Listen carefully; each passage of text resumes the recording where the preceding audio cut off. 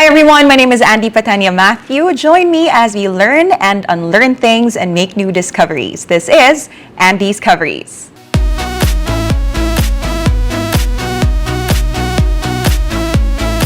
And the comma goes to AnDiscoveries.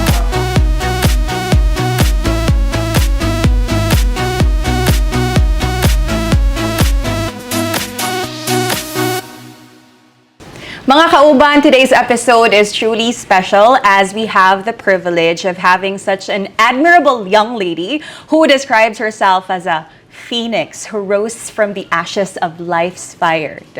She is a motivational speaker and a content creator who has been featured in several platforms, which include She Talks Asia, Vogue Philippines, and she will also be speaking at the TEDx event this coming August 26th. Let's welcome to the show, Larra Francesca Lasam. Hi, Francesca. So I'll be calling you Francesca for this episode. Okay, hi Miss Anne. Hi everyone. Thank you so much, for saying yes to this interview, and we cannot wait to hear from you and learn from your story. What do you do now aside from content creation and all these events that you're involved with?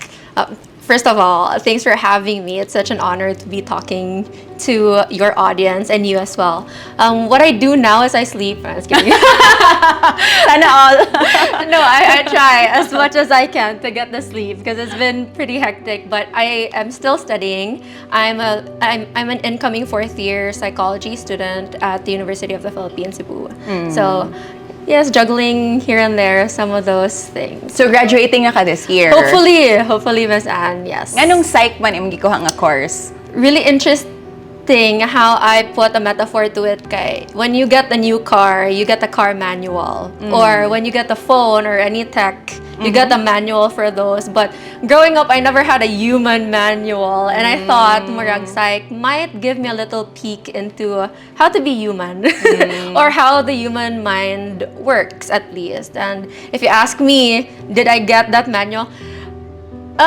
It's still ongoing, I think. In the process. Yeah, for sure. And I also think we're always rediscovering things, like with your tagline, unlearning and learning things. So I think it goes well with that. At least I have the fundamentals lang of maybe like theories and psychology, our motivations as people, etc., etc. So karon, you're completing your internship for your course. Yes. And then you're so involved in so many things. Now, I also read that you're doing track and field sa UP Cebu. I did before. For third year, I did a little bit of track and field. Second year, second sem, and then going into third year, I did that.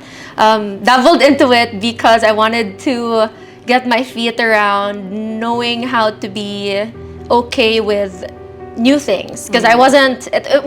track and field is such a new thing to me. I run for fun, but not in a competitive format. So to me, it was a way of battling the fear of failure and being upfront, coming face to face with failure. So yeah, it was fun, and it was a liberating experience. Nga, failure isn't as fatal as I thought it was. Wow. Yeah, so nice. I joined again track and field not to fail per se, because like I was representing the school side, but it was a way to cultivate a sort of a stronger mindset if you must, if you say. Yeah. Francesca, if you don't mind telling us about your journey and how this has helped you redefine the standards of beauty. Cool. When I was 11 years old, my cousins and I were preparing to be backup dancers at a local festival at San Vicente po, Olango Island, if you're familiar. Because you're from Lapu-Lapu, no? Yes. And we're both from Lapu-Lapu, Yes. so silingan rami. So my mom is really from Olango. And then, so we were there for a fiesta. And then suddenly a power outage went out. And then I had to answer the call of nature. I had to pangihi. And then we didn't have a phone or flashlight at that time. I was 11. I didn't have a phone. So we opted for a candle. And then as we were going inside the comfort room, the adults were cooking food for the fiesta. And then halfway through finishing my business up, the entire comfort room blew up. Apparently, the fire from the candle got caught with a leak from the LPG from where the adults were cooking. Okay. So we got trapped inside the burning comfort room, and then we miraculously got out, my cousin and I. And we were in the hospital for 3 months, underwent 9 operations under general anesthesia. And on the 9th, the doctor said, we can't. Kay di niya mikamata. So they had to do the operation so we were awake. And it was really painful. And then the next 7 years were spent hiding behind masks and cardigans. Again, long before it was a thing, before K-pop or like COVID, I was hiding behind masks and cardigans. And then pandemic happened. No one forced me to wear a cardigan anymore. I had to come face to face with like what I really looked like. I wasn't able to hide myself during the day. So yeah, it was a long, winding journey of trying to come face to face with what I look like, and redefining it meant like initially like physicality comes to mind when we talk about beauty, at least from where I stand when I was a kid, and then it was taken away from me, like physical standards of what beautiful meant. So I had to grapple with the fact that I don't have what it meant, at least in the worldly standard of like what beautiful really is or will be. I wasn't up to standard to that, so I had to build aspects of myself that weren't physical. So that came into internal, and you know, my academics, I spent so much time on that, or like how I treated people, blah blah blah. But then again came a point when it wasn't always like that. When I went to a new school, my notions of intelligence was shocked, and even like how I treated other people, because it wasn't always I treat everyone in a kind manner. So having that definition of beauty also shocked me, and I was like, maybe there's beauty, maybe there's a conception of beauty that isn't dependent on our external or internal states. Maybe there's an almost elusive, we can't grasp definition of beauty, but also an omnipresent, like an ever definition of beauty. So that's what I tried to tell myself, that regardless of what I think or whatever internal state I have or whatever external things that will happen, my beauty, worth, and value will remain. It will stay. But it took you a long and non-linear journey, no, to reach at that point. For sure. Going back to the time when you were young, what were the biggest challenges, not just you, but your entire family went through, both physically and emotionally? Like, at what age ka nakabalik og school after the accident? Cool. I stopped when I got into the accident when I was 11. So I stopped schooling for a year. I went to school maybe when I was 12 there. So what was hard, I think, sa akong family, Miss Anne, is trying to get me back to the world. Because I really didn't want people to see me. When I got back home from the hospital, I instructed everyone, diba, usually welcoming, homecoming, let's celebrate you coming home from the hospital. And then ako no, you can't invite anyone. Please don't make anyone go sa balay. Really? Or, you can't see me in this state. So nagtabon jud ko misan, like going sa car, padog sa balay. Or like, no one can see me, so let's training visit. So that making me go out in the world. And the physical burns, of course, it's given, it's really painful. But more so to me, at least, the emotional burns that were unseen. Lisod kay siya i-heal when you can't see it, at least for me. Ato. So maybe what was really hard for us recovering the unresolved blame game. I blamed myself for such a long time. Got so guilty with everything that's happening and even my existence. So I can't speak for my family. For sure, it was hard seeing someone you love go through something so painful, probably. So for me, it was that. Coming at peace with, well, stuff happens, and maybe what we can do is to move along and try to get something out of this that will help me and the people surrounding me. Was there a point, like, I cannot also imagine the pain that your parents had to go through, me as a mom, was there a point after what happened where they were very overprotective towards you? They had to defend you from all the other comments, especially as a child? I think, sure, pero what they did, Miss Anne, is to put me out in the world, yun. And then, wasn't really protective, I would say. I was in a hermit mode. So I didn't want to see other people. So what they had to do was to put me out in the world, and not really to shield me from the comments. Kaya I think inevitably it's gonna come. So their strategy maybe was to put me out there and to deal with it on my own. And how would I come to terms with people talking behind my back or maybe stare at me and stuff. Thankfully naman, Miss Anne, nobody actually bullied me for looking different. I would say I was blessed with the best people ever manufactured on earth. So yeah, I would say more than protecting me, they wanted me out. Kaya I was cooped up at home. And then karon kay maglisod na sila pugong nako kay ganan aga na kay ka. Please, ganan ko mulaag. Sige, all right. When we return, we are going to talk about how Francesca was able to overcome the stigma. Please don't go away. AnDiscoveries will be right back.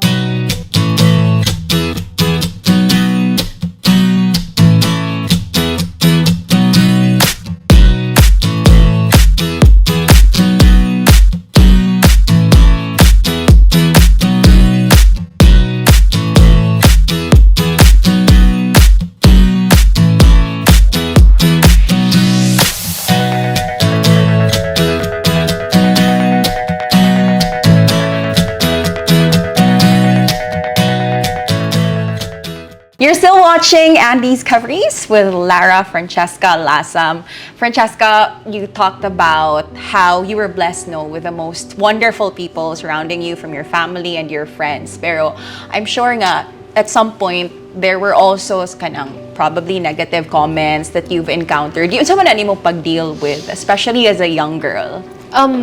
The most negative comment or stare I've encountered from Miss Anne is like just a stare, and then people's shocked reactions when they see me. And then how I deal with it is I always try to remind myself that I am more than what I look like. Someone told me years back when we were talking about skincare and faces and I was so worried about my face, and person said, "You're more than a face, you're more than your story." And that's where I try to go back to whenever I maybe doubt myself or other people doubt me or look at me in a weird way. I just tell myself there's so much more to me than what I look like, and there's so much more to me than my story. So you never feel like whenever you get that stare, you have to explain yourself, or? When stares, depends if we're talking like this, or if when you try to gauge people and they come from a place of curiosity maybe. So of course I try to talk. And then explain. So this is the most interesting topic of conversation for them. That's why I made my social media. So I recorded myself. Yes. Explaining what happened, and then when people get curious, yes, exactly. So okay, I know what you're gonna ask next. So there's a social media account for that. Let's talk about something else. Isanda lang nimang link. Legit. Yeah. Pero I'm sure nga as you've mentioned, it took you a long process to come to this point of being comfortable about who and what you are. What was the turning point for you after being in hermit mode for several years nga? I'm ready, and I've really accepted myself for all that I am. Turning point. That's to me, that question is such a big one to answer. There wasn't a turning point per se. There are points. So it's a gradual thing. It wasn't a one big moment of hey, I'm not gonna go out. I'm not gonna go out with masks and cardigans anymore. So it was conversations with people who showed me, in a psychological jargon, Miss Anne, unconditional positive regard. So when I showed myself or my scars to them, they were like, okay, that's what you look like. It wasn't as big, or it wasn't as big a deal you said it was. So yeah, kind of with what you said, or with what I said, really wonderful people I met along the way. So there were three moments, key moments, I would say, very pivotal. First was when I joined an oratorical competition in my school, CDU. Okay. I was wearing masks and cardigans still, and my teacher was like, I'm not gonna ask you to take your mask off. But like the general rule diba is for people to see your face. Para lang kay bawal sila to lip read or like whatever. And I was like, she was like, but I'm gonna ask, why haven't you taken your mask off after this pandemic? Yeah, after this long while there. So I was like, because people will think I'm ugly, or they will think I don't look presentable. And she asked me a question like, what made you think that? And I said, I assumed because when la la la la la la. And she was like, yes, exactly, you assumed. And I was like, interesting. I did assume. How old were you? I was 18. Yeah. So, and I was like, it was a moment of realization and accountability. Nga. What I thought other people thought of me were the things I thought about myself. And I had to flip that script. And I was like, I think of myself as someone ugly with the scars. I think of myself as someone unpresentable with a scar. So I need to work on that. And I did. Shadow work, as they would like to call it. And another one is with my friend Naisa. We were driving around after school or lunch break siguro. And she was a new friend. So, and she possessed this like very radical candor, Miss Anne. So like she says what she has in mind, and we were talking about love life, and then somewhere along the line she was like, I don't think you're ever gonna have a boyfriend at the Lars if you don't take your mask off, both rhetorically and physically. I was like, how dare you say that? We just met. How dare you say that? I was like, it made me reflect, Jod. It's true, interesting. No? Yeah, exactly. Sakto. Baga-baga sa kagnaw. Just kidding. Yeah, and the other one is what I told you ganina nga. There was a dude I was talking to, and then when you like someone-ish, when you revere someone at least, you kind of like respect what they think of you. We were talking about like faces and skincare, and I was like, I'm so scared. Like, I have scars on my face, and it's just covered with cardigans and masks. And he was like, but you're more than a face. And that very simple sentence, or like a lot of the people in my life have embodied me being more than a face. Pero akong love language is words of affirmation, and that really instilled in me nga sakto, I am more than a face. And then along the way kay Kon, it was really dealing with myself and working, doing the inner work. So it wasn't a one-time thing. It was so how did you decide to finally share your story out there and start your journey as a content creator? Was it because we're bored ka during pandemic, or katong imong giingon nga you don't want to keep explaining yourself again and again, or you just really wanted to speak to millions and hopefully get to empower others? A combination of all the things you said. All of the above. All of the above. First, Miss Anne, I talk a lot. So that maybe kind of plays into this a bit. And then pandemic, my mom, my dad, my siblings, or my friends got bored of me. I'm like, come on, stop yapping.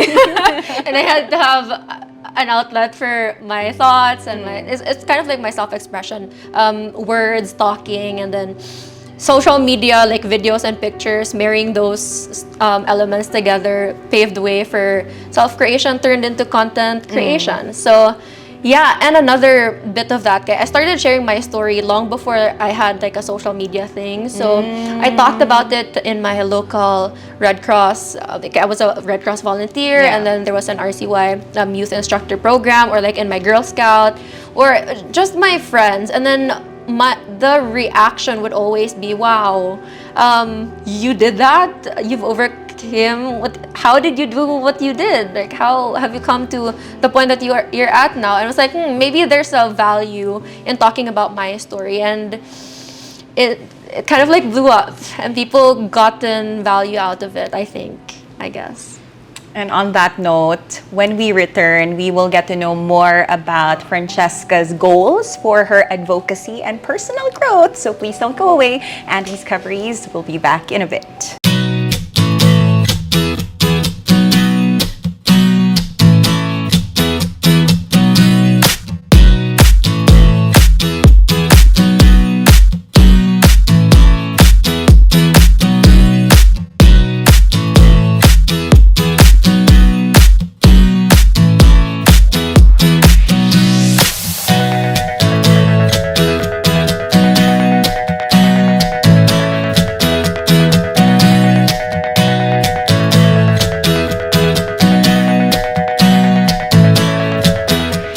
Welcome back to AnDiscoveries with Larra Francesca Lasam. Francesca, what was the most heartwarming or touching comment that you've received from a viewer or a follower of yours from your socials? That's a good question. Makes me think. What is that? Okay. All the comments, just to say, this is a very showbiz answer. But all the comments and then the messages, the heartfelt messages saying they got something out of the things I put out holds a special place in my heart. But what's at the top of my head right now is the very recent my recent celebration of my accident anniversary. It's a long tradition of mine to celebrate my accident anniversaries. You do? Yeah. As a way to celebrate life there, because I lived, I almost died, now I'm here. And during the 12th accident anniversary, which is this year, I didn't post anything, or like it wasn't as big a celebration. But what do you usually do back then? I do like a photo shoot and then post something, and then have a small gathering with my friends and my family there. And yeah, during this year I didn't, because I was like, I don't want to be. I have a lot of the media guestings, excuse me, that I've been invited to was always to talk about my story. And it was like, came a point when I said, I don't want to be associated with my story anymore. There has to be some sort of transcendence where I get to be known by maybe the things I talk about, or maybe my craft, or like how I take pictures, etc., etc. But so I stopped, and then there was this one person, random person who maybe follows me and said, "Hey Lara, I know it's your 12th accident anniversary. Thank you so much for putting yourself out there. But please know that even when you haven't gone through the things that you did, I will still follow you or admire you because you're you." Yeah. And it was right. It's such a nonsensical thing for you to think, or like it's such a natural thing for other people to think, but for me, during that time, I was so pitted into a box. I'm like, I don't want to be associated with this anymore. So it comes back to me thinking about what other people thought of me, when in fact it was things I thought about myself. So it was very liberating. It broadened a little bit the things that I do, and validated why I do what I do. Okay, listening to you, I'm just so amazed at how you're such a very intelligent person. Like, how did you get to I'm not? Like, where do you get the wisdom? Do you read a lot ba growing up? Or di man ka nakakuha aning oh no. Because not everyone has the privilege to speak as eloquently as you do. Ano ba? Okay. That's a very interesting question. First off, I'm not intelligent. You are, oy. Whatever. Thank you for the compliment. I think I was exposed to maybe YouTube. I really don't know. Like when I got into the accident, all I had was my iPad. Maybe. I really don't know. So nasa nag-advantages ang screen time. If my screen time dyan, it was YouTube. But really, it was growing up, it was an interest, I would say. You can ask my mom or whoever to verify lang. Maybe I thought of things differently when I was young. So there was a notion of like maybe mature-ish. It's kind of like me talking about this, kind of like raising my own bangko. I don't want to talk about like inanasad ba imong siblings ka expressive? Or? I don't think as so gifted much. gid ka? No. No, and I don't know.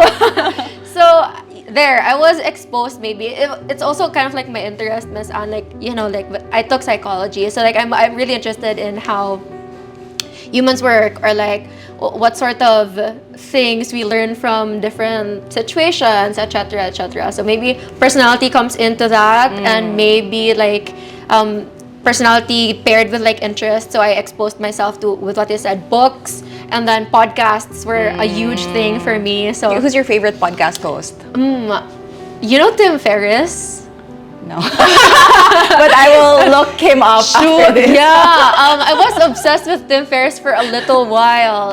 He speaks so well. And then I also like Brené Brown. I know her. Yeah, okay. So there was an episode with Tim Ferriss and Brené Brown that you should listen to it. It's such a wonderful episode. So yes, I love words, Jud, when I was young pa Jud. So maybe that. I really don't know. That's an episode for another day.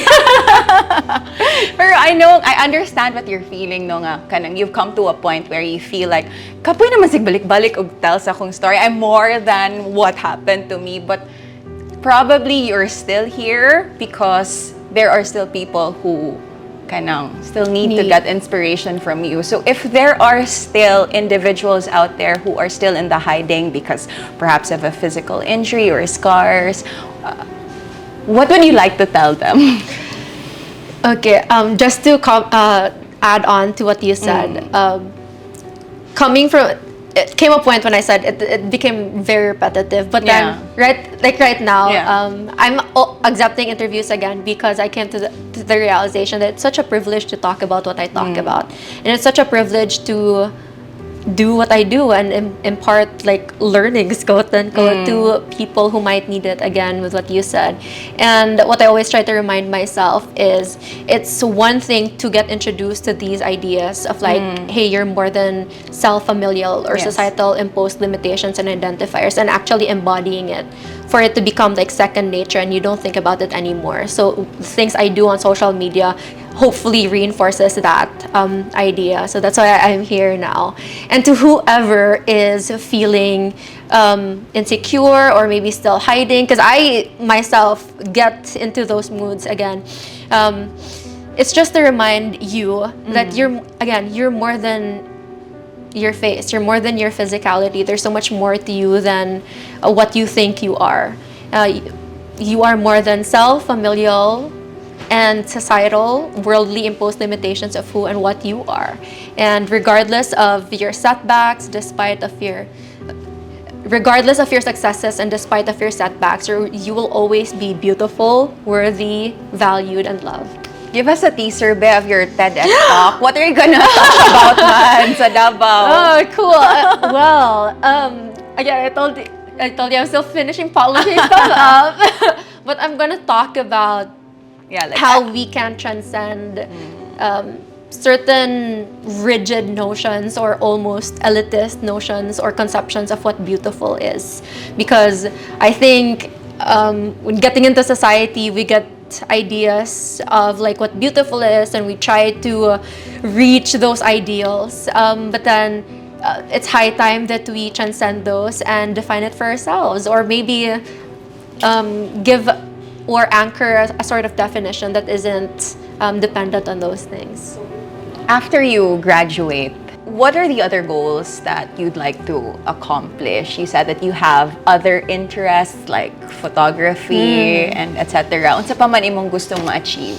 Cool. In line with or in general lang yun. Cool. In line with my trajectory right now, Miss Anna, I'm just really thankful for all the opportunities like you and like TEDx Lanang. So banking on the value that my story will provide people. My goal is to write a book. Just in paper format. So when people don't get access to me or the things that I talk about, they will still have it in them, like in words format. And soon, hopefully, I don't know, build a foundation for burn survivors in the Philippines, because I haven't heard of any. And my advocacy is really maybe like build an organization there. Professionally, hopefully. I'm still figuring stuff out. Just watch for the next episode of AnDiscoveries. Let's discover what Francesca had become. Sa susunod, abangan. Right. Sige, last question na lang. If you were to give an advice to your younger self at the beginning of your journey, what would be that lesson that you would have loved to learn?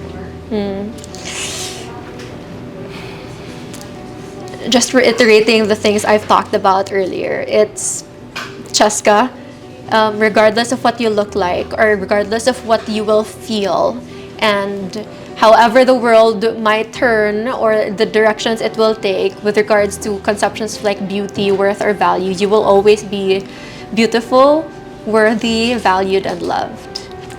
Thank you, Kayo. It is such an honor to have you, Gyud, and to talk to you about you. everything in general. It has been such a fun episode. And thank you all for watching. Today we've learned true beauty is being able to have the courage to be unapologetically you or yourself. This has been Andi for AnDiscoveries.